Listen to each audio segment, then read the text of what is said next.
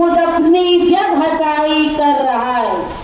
जरा सा जोर क्या आया दरिया में, समुंदर की बुराई कर रहा है। साथियों, आज का ये जलसा मैं यहाँ बैठे बैठे सुन रही हूँ। मुसलसल बिरादरी की बातें यहाँ चल रही हैं और बिरादरी के नाम से लोगों को तोड़ने, और इसलिए तोड़ने कि हमको इसका फायदा मिल जाए। ऐसा ही अंग्रेज किया करते थे, डिवाइड एंड रूल। लोगों के टुकड़े करो, उनके छोटे छोटे टुकड़ों में करो। छोटे छोटे टुकड़ों में करने से ताकत टूटती। ये हमारी मिल्ली, हमारी मजहबी ताकत तोड़ने के लिए छोटे छोटे टुकड़े किए जा रहे हैं। और जब हम पर हमला होता है तो टुकड़ों पे हमला नहीं होता, पूरी पूरी बिरादरी पर, पूरी मिल्लत पर हमला होता है। और हम उस वक्त उसको बर्दाश्त नहीं कर पाते क्योंकि हम टुकड़ों में होते हैं। ये बिरादरीवाद मालेगांव शहर में लाने वाले वो खानदान के अब्बा थे जिन्होंने अपनी एमएलए की कुर्सी पाने के लिए बिरादरी की शुरुआत की। इस तरह की शुरुआत की ये बोल के कि मालेगांव शहर में अलग अलग तरीके से लोगों को तोड़ा जाता था, लेकिन बिरादरी को कभी कोई फायदा नहीं पहुंचाया।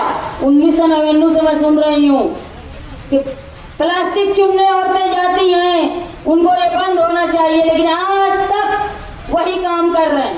एक बार ये तमाशा लाए उनके बेटे कि मैं कालीन की इंडस्ट्री लाऊंगा ताकि लोग औरतें घर बैठे रोजगार करें, और कालीन बना, गया भी कहीं, लेकिन उसके बाद इलेक्शन जीतने के बाद ना कालीन दिखा ना कालीन बनाने वाला दिखा। इस तरह लोगों को डराया जाता है। मैंने ये सुना कि यहाँ पर कुरैश बिरादरी की बड़ी तादाद में लोग रहते हैं, तो एक बात याद रखो, हर बिरादरी को एक जैसे हुकूक हो, एक जैसी नुमाइंदगी हो, इसके लिए मुसलसल निहाल साहब ने कोशिश की। मैंने इस इलाके में देखा जहां 200 मेंबर थे, जनता दल के हार्ड वर्कर, वहीं ईसा दादा भी थे, वहीं हबिया मेंबर भी थे, वहीं सईद टाटा भी थे, और यही बिरादरी के रफीक कुरैशी हो। इन लोगों को निहाल साहब ने ताकत पहुंचाई ताकि सब लोगों को रहनुमाई मिले। अब मैं सुनती हूँ कि लोगों के साथ डराने का काम किया जाता है। कोई जानवर लाता है तो खबरी इनके ही होते हैं, जो पुलिस वालों को खबर देते हैं, उसका भी नाम मैं बता सकती हूँ। वो टीम आती है, वो टीम इनके जानवर पकड़ के लेके जाती है, उसके बाद उनसे तोड़ी भी होती है, करने वाले भी यही होते हैं। अगर तुम इनको फायदा पहुंचाओगे तो ये ताकतवर होकर तुमको बहुत डसेंगे। ये याद रखे कुरैश बिरादरी, इन्होंने हमेशा तुमको तकलीफ दी है। आप समझो कि साथी निहाल अहमद साहब के वक्त में ये जानवर पकड़े जाना, ये इस तरह की तकलीफ हुआ करती थी क्या?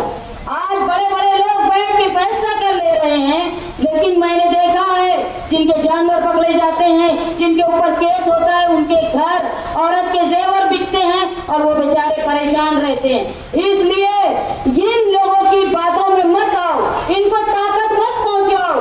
अगर तुमको इज्जत से पेशे के हिसाब से धंधा करना है तो उसकी हिफाजत सिर्फ हम ही लोग कर सकते हैं। न मुफ्ती साहब तुम्हारी हिफाजत कर सकते हैं इन लोगों से, और न इनको तुम इतना ताकतवर होने दो, वरना तुमको ये बुरी तरह और डसेंगे। आज आप देखो प्लास्टिक वालों का क्या हाल है। प्लास्टिक कारखाने वाले, गिट्टी कारखाने वाले, वो भी बिरादरी के नाम पे जोड़े जाते थे, लेकिन आज उनका हाल ये है कि उनसे 20,000 रुपया हफ्ते के नाम से लिया गया, पावर चोरी के नाम से। और जैसे ही इलेक्शन आया 20-20 लाख रुपए का उनको बिल मिला है।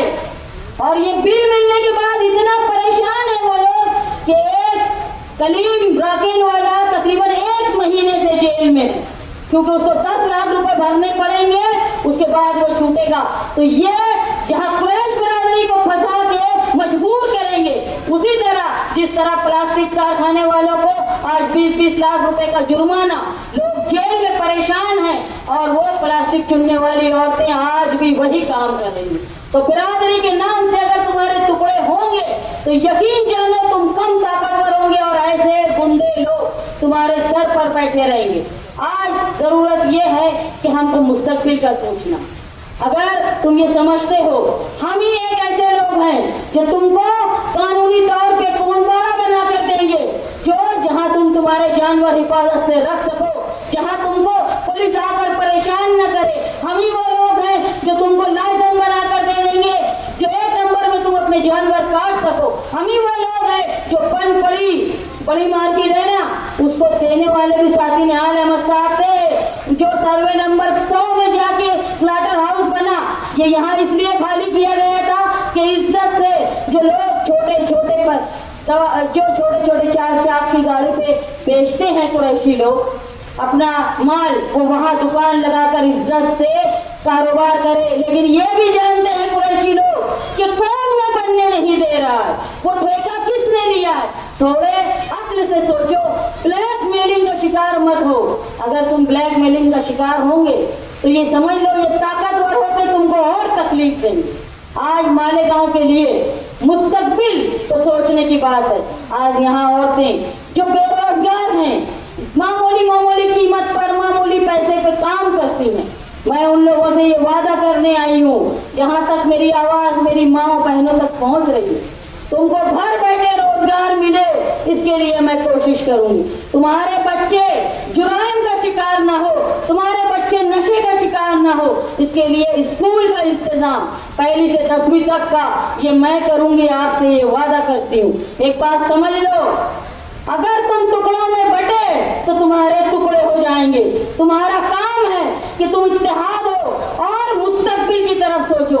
यही मत सोचो कि अगर हम गैर कानूनी काम कर रहे तो हमारे बच्चे भी वो करें। तुम ये सोचो कि हमारे बच्चे भी ऑफिसर बने, बड़े पैमाने पे काम करे, बड़े एक्सपोर्ट करे। छोटा छोटा मत सोचो। ये लोग तुमको गैर कानूनी काम में फंसा के रखेंगे क्योंकि इनको हफ्ता खाना है तुमसे। पुलिस से इनकी सेटिंग होती है, तुम्हारे ही दरमियान के इनके दलाल हैं जो इनको खबर पहुंचाते हैं।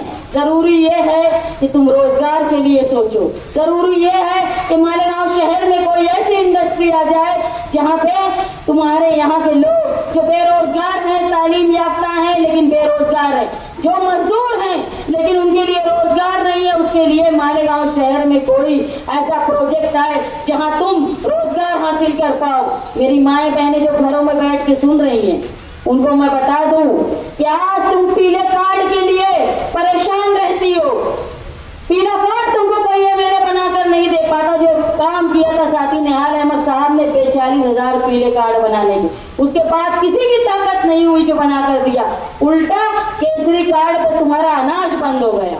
ये काम मैं करूंगी। ये छोटी छोटी चीजें तुम्हारे घर के लिए बहुत फायदेमंद रहेगी। आज तुम्हारी घरपट्टी कहाँ जा रही है? अभी वक्ती तौर पे तुमको लालच देने आएंगे। तुम सोचो, जो तुम्हारे केसरी कार्ड पे अनाज मिलता था वो अगर जारी रहता तो 5 साल में तुम्हारा कितना पैसा बचता। अगर तुम्हारी नलपट्टी जितनी बढ़ गई है, अगर वो नहीं बढ़ती, तुम्हारी घरपट्टी जितनी बढ़ गई है, आज तुम्हारे पावर बिल का हाल देख लो। जहाँ पे 400-500 रुपये बिल आता था वहाँ आज हजारों का बिल आ रहा है। ये सारी लानत लाने वाले, ये धोखेबाज लोग जो मालेगांव शहर को नशे, जुए और सट्टे का बाजार बना के रखे और हर जगह बैठकर ये लोग हफ्ता खाते हैं, इनको तुम कमजोर करो, नहीं तो तुम समझ लो तुम्हारी बिरादरी, मैं बिरादरी पेशे के हिसाब से बोल रही हूँ, ये तुम्हारा पेशा, तुम्हारा धंधा, तुम्हारा सब कुछ ठप हो जाएगा। ये लोग मुसलसल कमाई करेंगे, इनको ताकत मत पहुंचाओ। और अगर तुमको कोई बचा सकता है तो वो कानूनी सूझबूझ वाले हम ही हैं, जो तुमको पुलिस से, दादा भूसे से, बजरंग दल वालों से, विश्व हिंदू परिषद वालों से और गौ रक्षक की गुंडागर्दी से सिर्फ हम ही तुमको बचा सकते हैं। और हमारे अंदर ये ताकत है, तुम हमको ताकत पहुंचाओ। यकीन मान जानो, जिस तरह साथी निहाल अहमद साहब ने हमेशा तुमको बचाने की कोशिश की। साथी निहाल अहमद साहब ने क्या किया था? ये जो आज रंगीन का बिल पास हुआ है ना, ये साथी निहाल अहमद साहब के वक्त में 1997 में ये बिल आया था असेंबली में। उस वक्त असेंबली में रात भर तकरीर की थी साथी निहाल अहमद साहब ने, और रात भर तकरीर सर्द खाने में चला गया था, उसको पास होने नहीं दिया था। साथी निहाल अहमद साहब ने ये कहा था कि अगर ये बिल पास करना है तो ताज होटल में बड़े का गोश्त और गाय के काटने का लाइसेंस था ताज होटल वालों का, वो भी रद्द करो।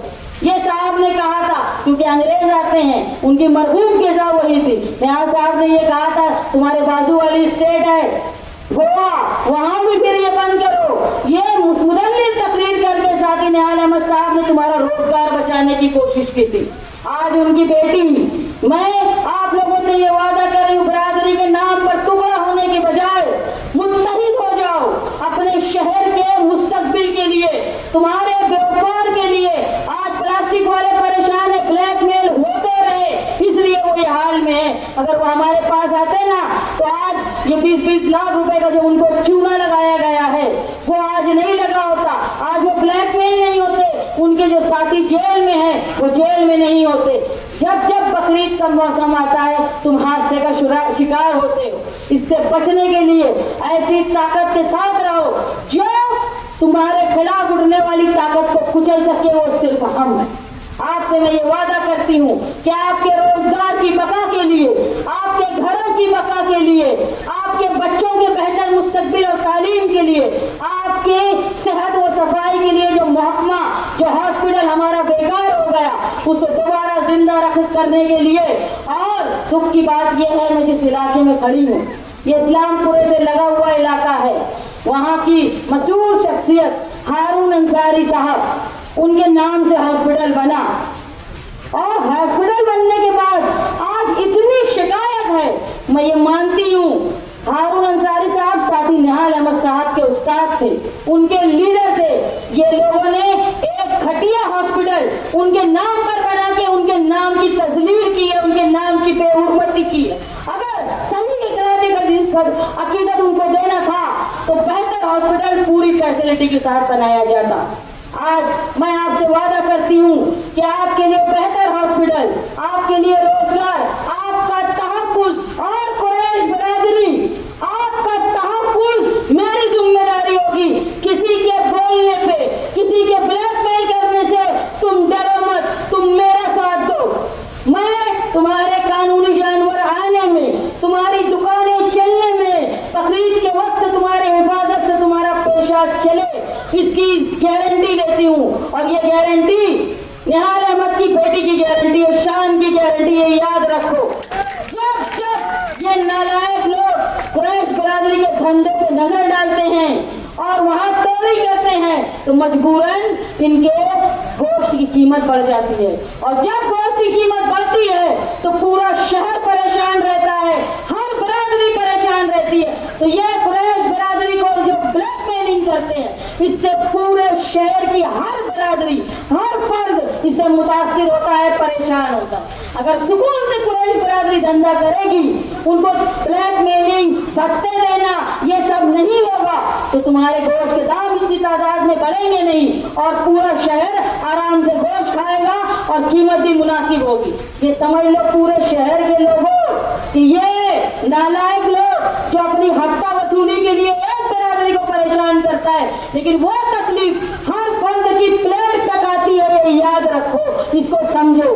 आगे मुस्तकबिल के लिए, बेहतर रोजगार के लिए आप लोग मेरा साथ दो। मैं यहाँ खड़ी हुई हूँ, कमालपुरा वो इलाका है जहाँ साथी निहाल अहमद के बेबाक साथी रहा करते थे।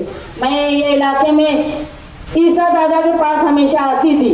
उनको इतने बुजुर्ग हो गए थे फिर भी साथी निहाल अहमद साहब के हमेशा साथ रहे। इस जगह पर निहाल अहमद की बेटी, मैं निहाल अहमद की सिर्फ बेटी ही नहीं, मैं तुम्हारे शहर की बेटी हूँ। और ये याद रखो कि हमेशा निहाल अहमद ने जुल्म के खिलाफ, ज़्यादती के खिलाफ, औरतों की बका के लिए, औरतों को सहूलत मिले, मर्दों की हिफाजत के लिए, रोजगार के लिए कोशिश की है। मैं आप लोगों से इस बात का वादा करती हूँ कि मालेगांव शहर के बेहतर मुस्तकबिल के लिए, मालेगांव शहर की दफा के लिए न सिर्फ वो लोग जो कुरैश हैं बल्कि पूरे ये तमाम इलाके के लोग जो आज अपनी जगह पर रहते हैं लेकिन घरों के मालिक नहीं है, उनको 7 बारे का मालिक बनाने का काम मैं करूंगी।